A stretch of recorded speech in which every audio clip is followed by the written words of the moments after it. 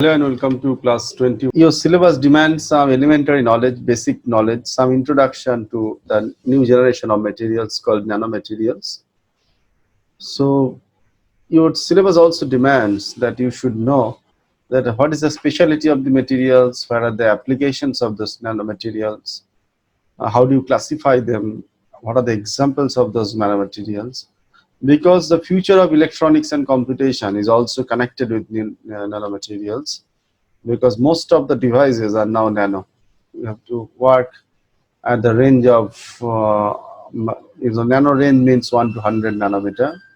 So entire electronics that you know is now revealed through nano version called nano electronics. Actually, in every sectors of life, there is application of nanomaterials. So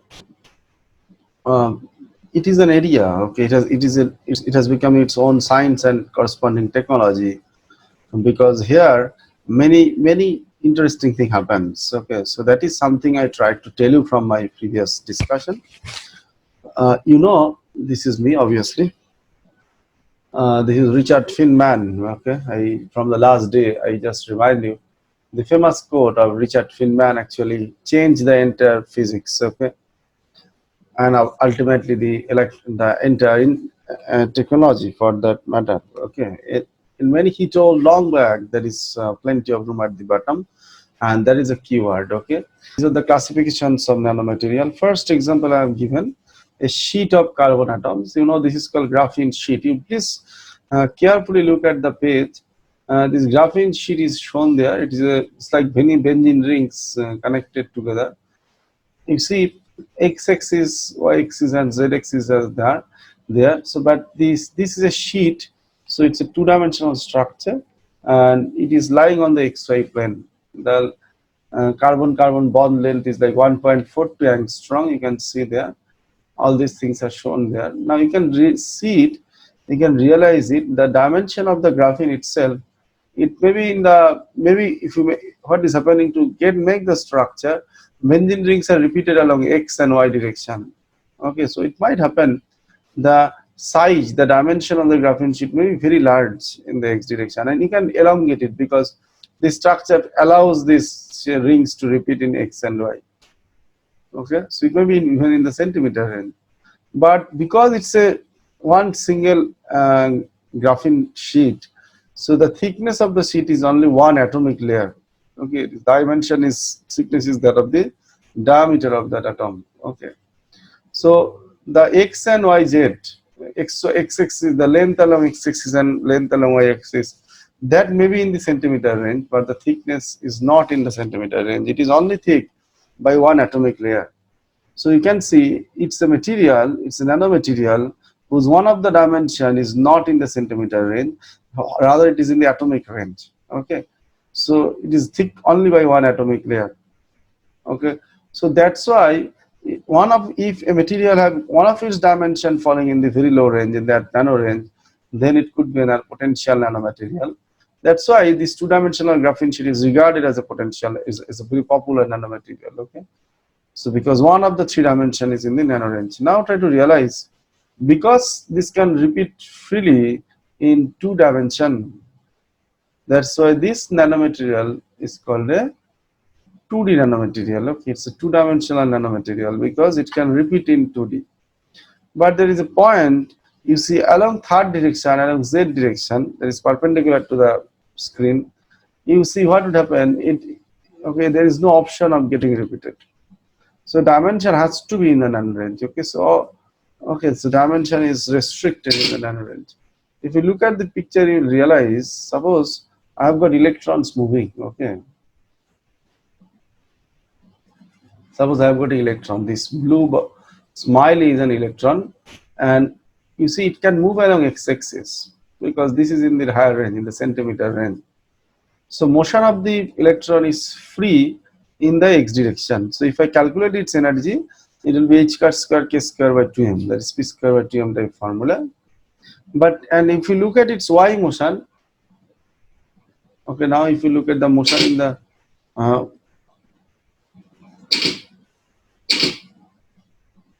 you see it can move freely along x direction, no problem. Okay, now if you look at its motion in the y direction, you please see, it can in the y direction also it can move freely. So electron motion is free, can move freely in the x and y direction because there is no constant in terms of dimension. So if it moves freely, the moment of energy of the electron in the x direction will be like h cut square kx square by 2m. In the y direction, h cut square ky square by 2m. The energy of a simple free particle, okay, like p square by 2m formula.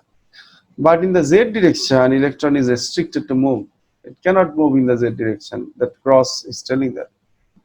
Because it is thick, there is no space to move actually. This is thick by one atomic layer. So electron motion is free in x and y, but in the z direction it is confined. It cannot move beyond one atomic layer, or electron motion is restricted in the z direction.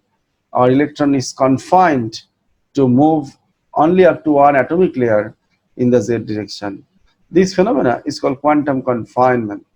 Here, electron motion is confined, is freely it can move along x and y, and it is getting confined in the z direction. So this phenomenon is called quantum confinement. In graphene sheet, you see any electron can move freely in 2D, so its motion is only confined in 1D. So graphene is a 2D nanomaterial, and one of its dimension has got quantum, the other dimension. Okay, 2D nanomaterial means it can repeat freely in 2D. But the third direction, the z direction, according to my drawing, electron motion is restricted, confined up to one atomic layer. Okay, this is called quantum confinement. Okay, so energy of the electron, if you could calculate, if you now calculate, you can see there in my picture that you see along x, energy of the particle will be like h cut square kx square by 2m. Y, the motion is also free, h cut square ky square by 2m. But in the z direction, it is that this problem, the problem 1 of quantum mechanics 2, the motion of the electron is confined. It cannot move, okay, beyond one atomic layer. So as if electron is trapped inside an infinite potential well, which is the problem we did earlier. So its energy of that trapped electron will be n square pi square h cut square by 2m length square. Okay, length means the thickness of the sheet. Okay, so that will be the energy. So total energy should have three parts. Therefore, two are from free motion. So electrons total energy may be like h cut square kx square by 2m, h cut square ky square by 2m. Therefore, free motion, and plus it will be added with this electron motion in the z direction. That is n square pi square h cut square by 2m z square. Okay. So this is the way. So it can move freely along x. It can move freely along y, but remove restricted motion in the z direction. So graphene is a very popular example. I hope I have illustrated in front of you. It's a sheet.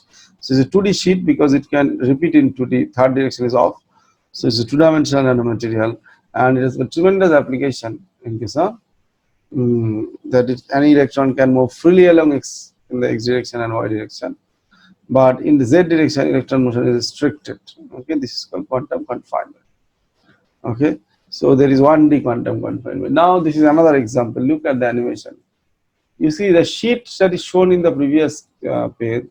This sheet, if you look here, this graphene sheet. Now I am presenting on the screen. Suppose I roll it. This is rolled it. If you roll it, you get a tube that is called a carbon nanotube. The length element, as you can see in my picture, x-axis is the length. Right hand side, the second picture. Here x-axis is the length element, which can be anything, any arbitrary value. But the y and z-axis, okay, the y-axis and z-axis, if you look at that, that will be falling in the nano range.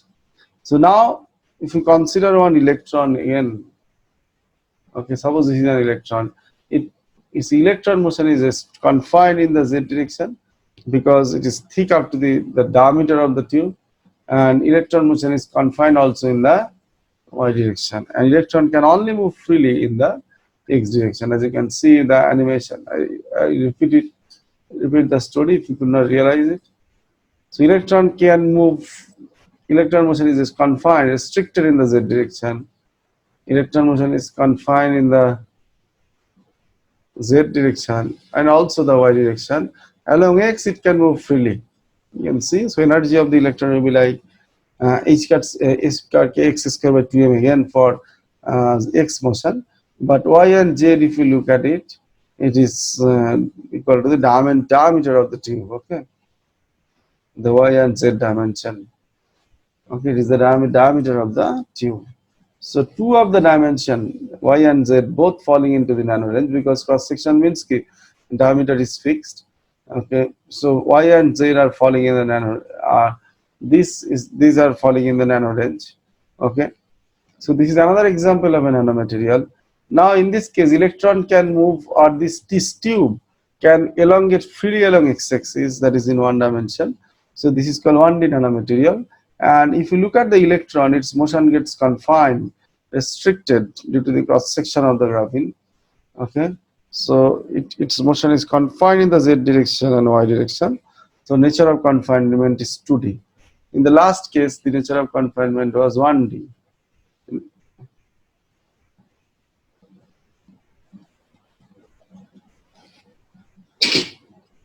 It was 1D in the nature of only in the z direction. Now nature of confinement is 2D.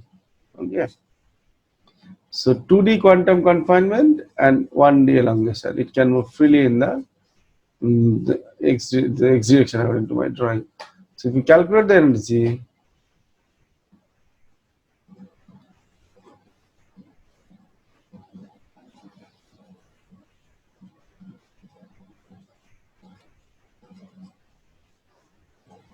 okay, electron is moving freely.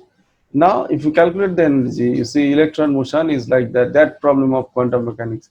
A particle is now trapped in a two-dimensional area. So energy, if you calculate it, the only the in the y and z direction, it will is confined. So energy will be like n square by square h cut square by 2m y1 square, and h square by square h cut square 2m z1 square. Okay, and x direction motion is free. So it is like h cut square kx square by 2m. Okay. So again I repeat it, this is a nanomaterial again, because it's a 1D nanomaterial, because it can elongate in 1D, other two dimension are fixed, it is falling into the nano range. It's close to maybe 2 to 25 nanometer, that variation I have shown you. So ultimately all are falling in the nano range. Okay. Now another popular example is so you see, if you look at this is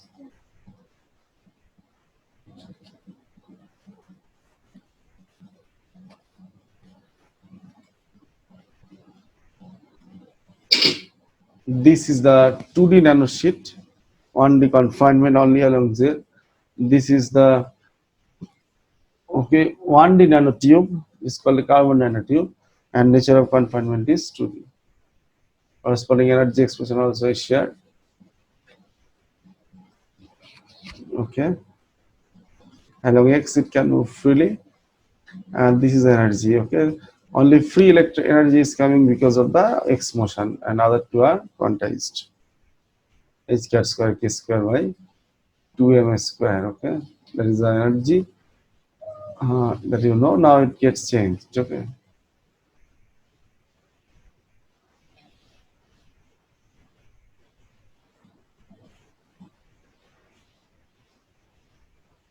Now after this, you see electrons are moving.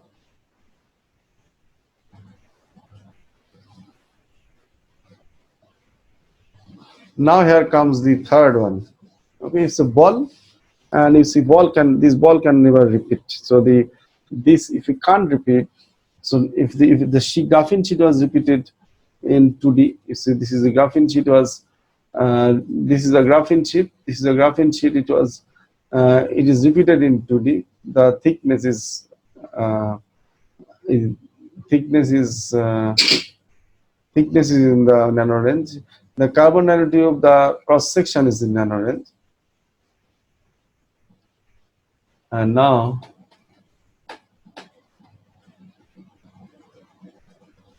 this is the ball. Okay, it can't repeat, so it's a zero-dimensional nanomaterial. And if you choose an electron, is in complete trouble. It cannot get, if it moves, the diameter is fixed, which is between 1 to 100 nanometer. So the electron, once it is entering in, it cannot go out. Okay, all three directions are off. Okay, all three directions are off. So all three directions are off means no free motion. So it will be your particle in a box problem that I did only maybe a few days back. So energy will be coming all quantized energies. Because it's a cube, the dimensions are all same. Maybe the diameter may be something like L. So energy will be like n square pi square h cut square by 2 ml square. Sorry, pi square h cut square by 2 ml square. Now three ends are there. One is for x, that is nx square. One is for y, ny square, and one is for z, nz square. Okay, so this is the energy of the particle. Okay, which is involved moving inside. If it moves inside this ball, okay, this is called a Fullerene ball. It's a very important concept. This Fullerene ball, okay, is a 0D nanostructure. What is the nature of confinement? It will be 3D because, as you can see, the 3D box problem, the particle is trapped inside the box. Its motion is restricted in x, restricted in y, restricted in z. So all three directions, the electron motion is confined. So this is called a 3D quantum confinement. Okay, and a zero-dimensional nanostructure, okay, like this Fullerene ball, is also called a quantum dot. So it's a quantum dot structure. Quantum dot means a 0D nanostructure like that. Okay, this is called a quantum dot. Okay, so this is a particle moving.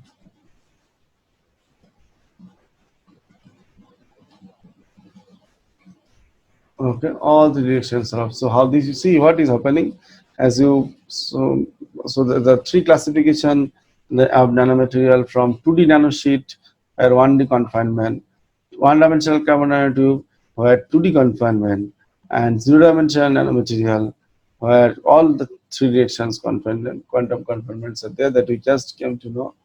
Now you have to utilize that property. So one of the property, maybe if you look here, that is called quantum size effects. Okay, as the size changes, the formula of quantum dot I have shared, you please see here.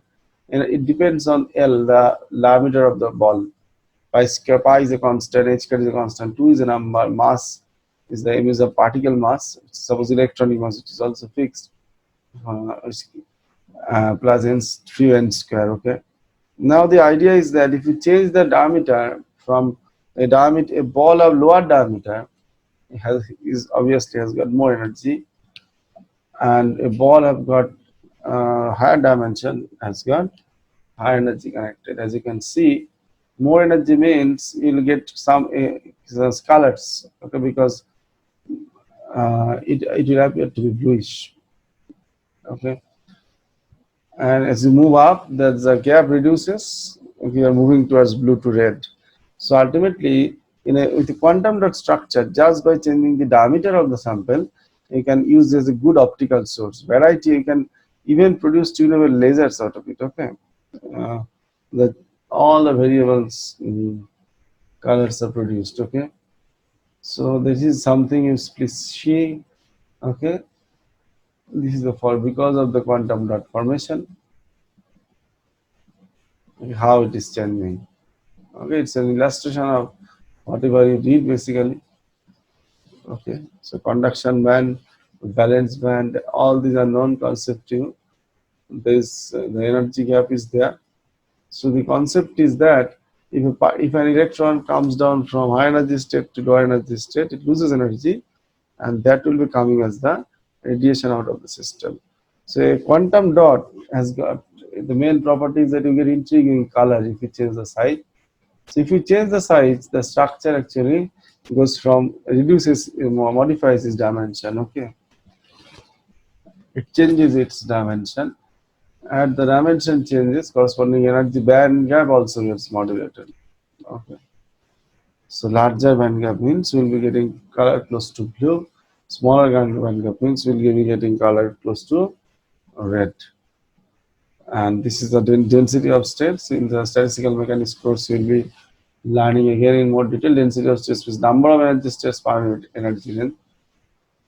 Okay, so if you just plot it, okay, you can see here density of states for a quantum. Well, okay, for the three-dimensional structure, you like a parabola. You can see it's like steps into the, okay, it can be shown through calculation also, you can get it also. And the in case of sheet, okay.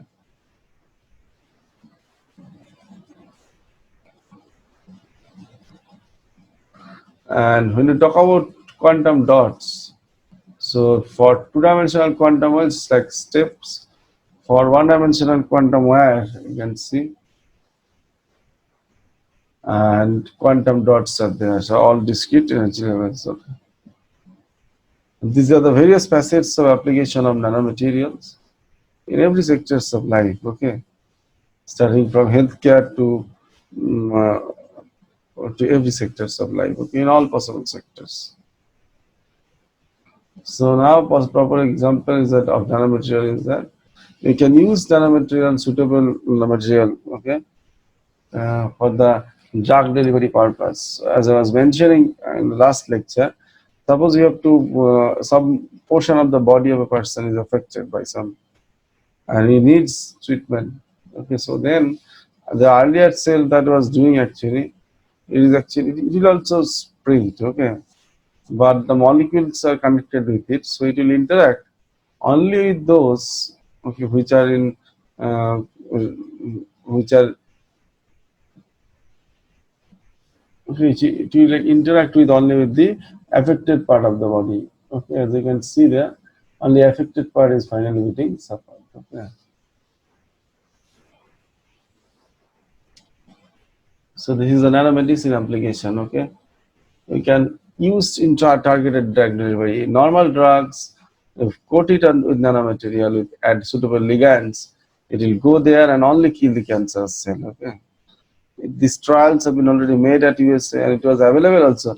Many small various types of drugs are available in the market if you check it. Okay, but everywhere, whether it is applicable or not, okay, that you have to test basically. Okay, and you can see these good pictures. These are the phone. Okay, another advancements of nanoelectronics.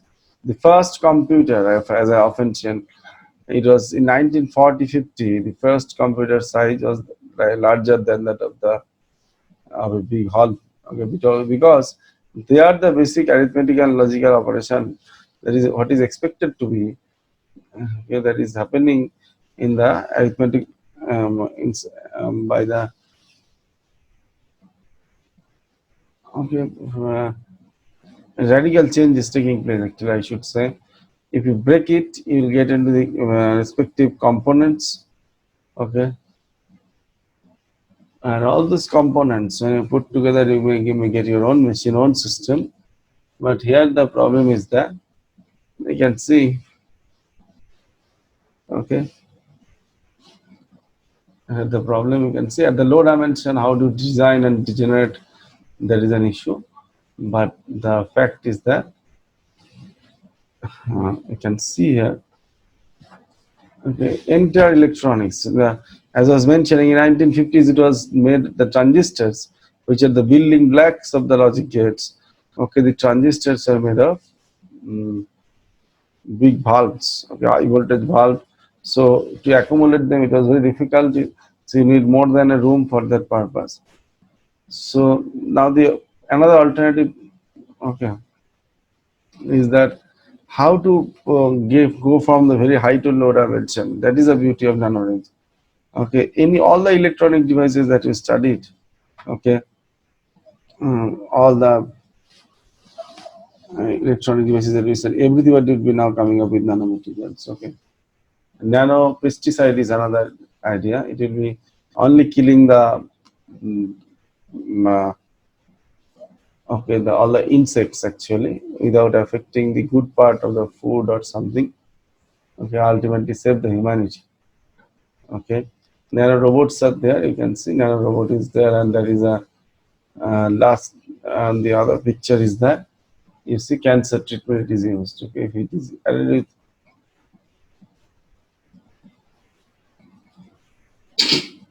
okay, nanobot is doing the operation. You can see it is doing a bit of surgery.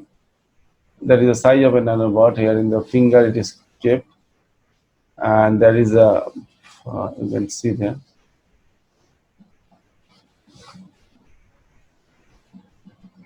Nanobot is doing some repairing business. Okay,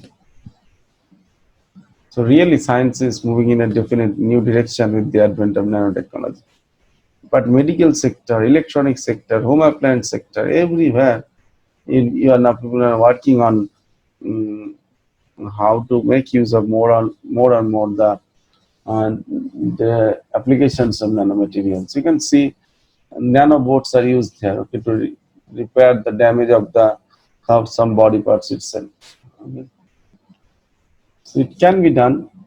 Okay, the entire mechanical property, electrical property, magnetic property, all those features as you can see are changing, getting modified. Gold is a classical example. Okay, so because you are getting into zero dimension, okay, so what is happening? Okay, to, and that atom or molecule will be particularly doing the repairing job, as you can see, or it will be doing any job assigned to it. Okay,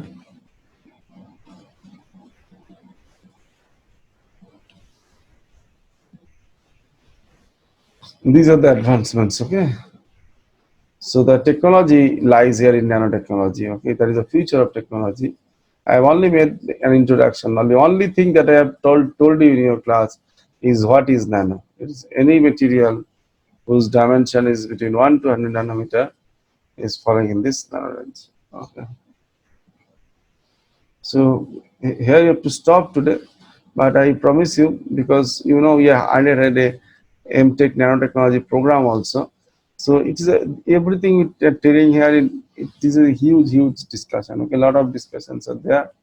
So go through it. You come back to me. I will interact with all of you. Okay, that is for sure. These are some of the good resources.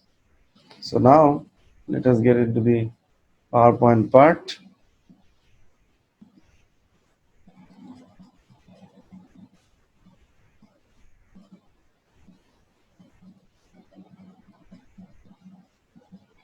Okay, this is presented. Okay.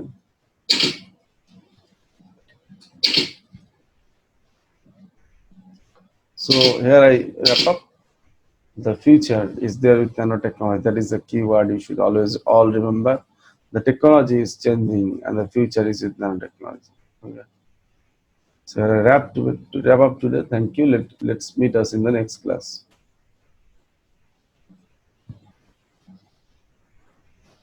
In y direction also, suppose I call it energy of the electron in the x direction.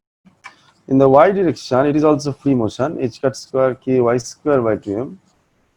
But in z direction, motion is restricted. So it is like in z direction is like a one-dimensional infinite potential problem. So here, if I calculate the energy in the z direction, then my value will come as n square pi square h cut square by 2m, maybe z1 square. So the total energy of the system, if I calculate it, total energy would be this much. Okay, what shall I write? Total energy E will be equal to h cut square kx square by 2m, h cut square ky square by 2m plus this term. Okay, this is the quantized energy, and so I call it n1. Say n1 square. Actually, nx square. I call it nx square pi square h cut square by 2m z1 square. Now the x next, so it depends. So a part of the energy is quantized, remaining are free energy. Now if I choose a second example, say from if I do the similar calculation of energy in case of a carbon nanotube, then what would happen? Now carbon nanotubes are like this much. Okay, this is a carbon nanotube, and you can see if this is the x direction. These benzene rings are like this.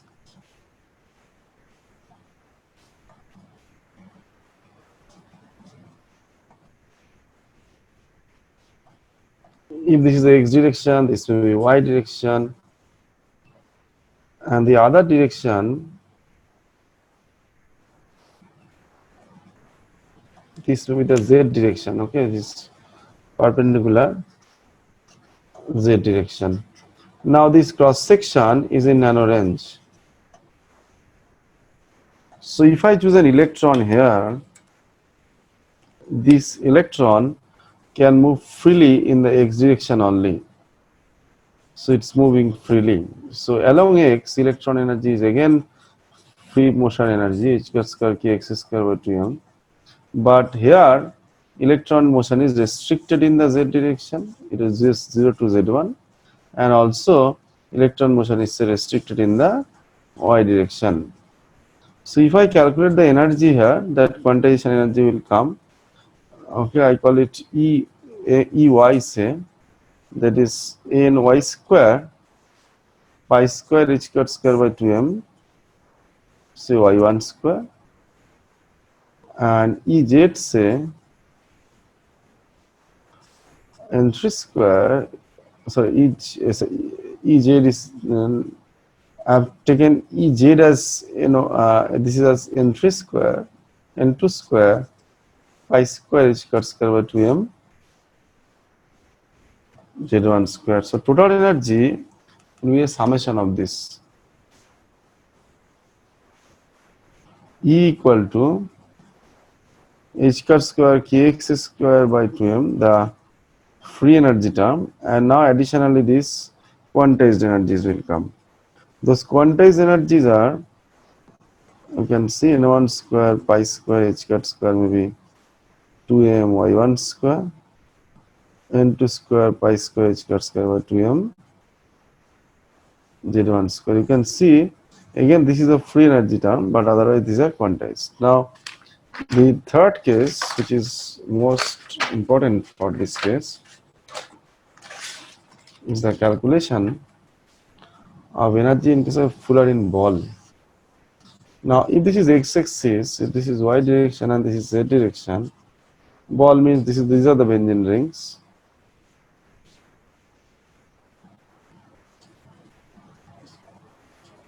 Okay, like this.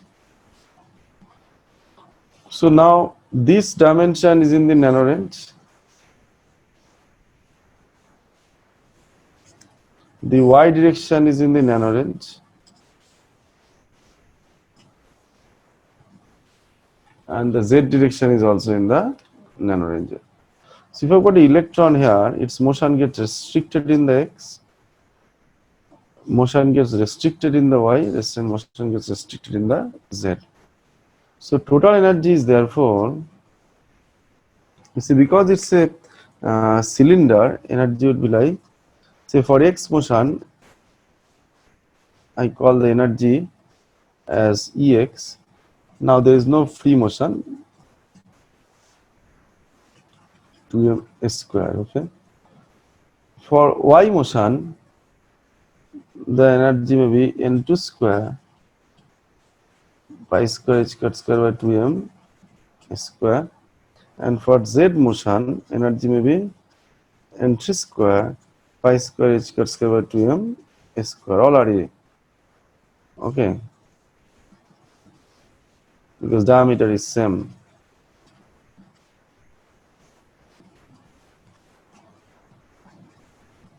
N3 square pi square h square by 2m square. So total energy will be pi square h square by 2m square,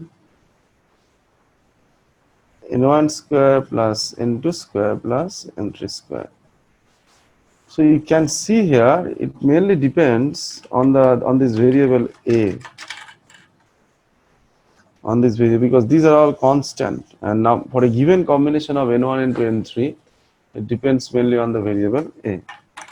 The idea is that if I choose a Fullerene ball, because the energy is like this much, E n1, n2, n3, it is like pi square h square by 2m square, n1, n square, n2 square, n3 square. So for a given combination of these, If I now reduce the size of the ball, so energy will be more, or opposite. If I increase the size of the ball, energy will be less. So that means if I consider a fullerene ball, okay, of say smaller size, so whatever be the energy is, suppose E1, if I move into a fullerene ball of larger size, say E2, now according to this formula, this E1 should be greater than E2 because A is less here. Say suppose this is A1, this is A2, A1 is lesser than A2.